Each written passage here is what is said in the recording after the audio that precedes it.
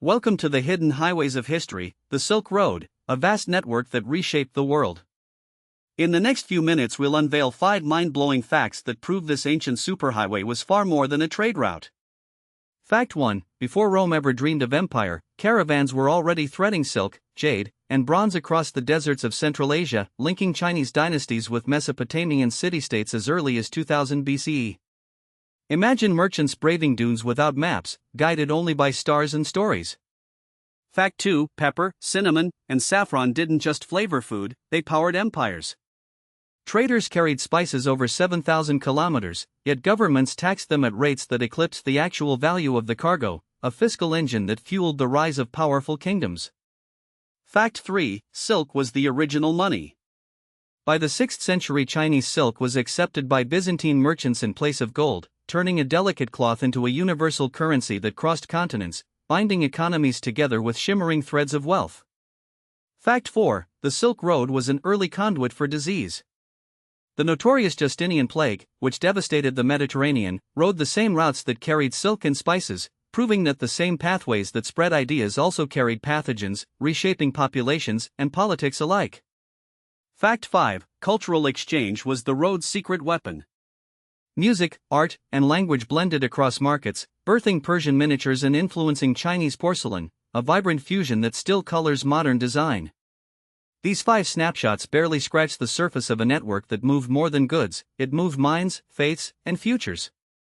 The story continues, and the next chapter dives deeper into the cities, the travelers, and the legends that still echo across the dunes. But that's just the beginning. In part 2, we go deeper. Welcome back to our deep dive series on the Silk Road. In part 1, we traced the broad strokes, the geography, the mythic allure, and the basic commodities that crisscrossed Eurasia for millennia. Today, in part 2, we move beyond that overview to examine the intricate infrastructure, the economic calculus, and the cultural currents that made the Silk Road a living organism rather than a static map. The origins of the transcontinental network date to the latter half of the 2nd century BCE, when the Han dynasty dispatched the envoy Zheng Qian on a diplomatic mission to the western regions. His reports, preserved in the Shurji, described a chain of oasis towns such as Turpan, Kashgar, and Samarkand linked by arid tracts and guarded by tribal confederations. These early routes did not emerge in a vacuum, they built on pre-existing steppe pathways used by nomadic pastoralists for millennia, and they quickly attracted Chinese silk producers seeking markets beyond the Great Wall. By the early 1st century CE, the Chinese court had formalized a tribute system that encouraged exchange with Parthian and later Sasanian merchants, establishing a diplomatic backbone that underpinned commercial traffic. Trade along these arteries required a sophisticated logistical framework. Caravan leaders calibrated their loads according to the carrying capacity of Bactrian camels, typically 300 kilograms per animal, balancing the need for high-value, low-volume goods like silk and jade against bulkier commodities such as grain, wool, and spices. To standardize transactions, the Chinese introduced the jin, a weight unit of roughly 250 grams, which was gradually accepted by Central Asian traders. Imperial customs houses, positioned at key border crossings like the Jade Gate and the Oxus frontier, levied tariffs that financed road maintenance and the construction of caravanserais, stone inns offering water, stables, and security. This fiscal coordination enabled multi-year expeditions that could survive the harsh winters of the Pamir Passes and the summer heat of the Taklamakan Desert. Yet the Silk Road's greatest legacy lies in its role as a conduit for ideas, religions, and technologies. Buddhism, originating on the Indian subcontinent, traveled northward along the same caravan routes, reaching the Luoyang capital by the 2nd century CE and spawning the famed cave temples of Dunhuang. Simultaneously, Persian artistic motifs, floral scrolls, intricate knotwork, and the distinctive use of deep lapis pigments found expression in Chinese porcelain, creating a hybrid aesthetic that signaled elite status across both cultures. Knowledge of papermaking, invented in Han China around 105 CE, migrated westward through Korean and Central Asian intermediaries, eventually reaching the Abbasid Caliphate where it revolutionized record-keeping. The lingua franca of trade shifted from Aramaic to Persian and later Arabic, allowing diplomatic correspondence to flow smoothly despite ethnic and linguistic diversity. In each case, the Silk Road facilitated a two-way exchange, reshaping societies far beyond the simple movement of merchandise. During the Tang dynasty, the Silk Road reached its zenith, backed by state-sponsored missions such as the Pilgrim Xuanzang, whose 7-year journey recorded over 100 cities and highlighted the road's capacity for large-scale movement. The empire funded fortified relay stations, Oryo, supplying fresh horses and provisions every 50 kilometers, cutting travel time dramatically. This boost amplified trade volume and enabled intelligence transmission, allowing the Tang court to counter nomadic incursions with coordinated cavalry. The legacy of such logistics persisted into the Mongol era, where Pax Mongolica revived many routes under a single political umbrella. Understanding these mechanisms does more than satisfy curiosity. It illuminates how early globalization operated on principles of mutual benefit, risk mitigation, and cultural accommodation, principles that echo in today's digital supply chains. By dissecting the ancient road structure, we gain insight into the resilience of interconnected economies and the enduring power of soft influence. As we conclude this segment, remember that the Silk Road was never merely a static line on a map but a dynamic network of people, policies, and practices that continually reinvented itself. In Part 3, we uncover what mainstream sources won't tell you. Imagine a desert trail that whispered the secrets of continents, a route so ancient that even the stones seem to remember. For centuries, traders, priests, and explorers vanished into its shifting sands, chasing a promise that was never fully understood. Most histories speak of silk, spices, and caravans, but they ignore the invisible cargo that truly reshaped humanity. The first mystery begins with a simple question: why did empires as distant as Rome and Han China devote resources to a barely charted path? The answer lies not in gold, but in a hidden language of symbols etched on pottery, a code that allowed distant courts to exchange ideas faster than any messenger could dream.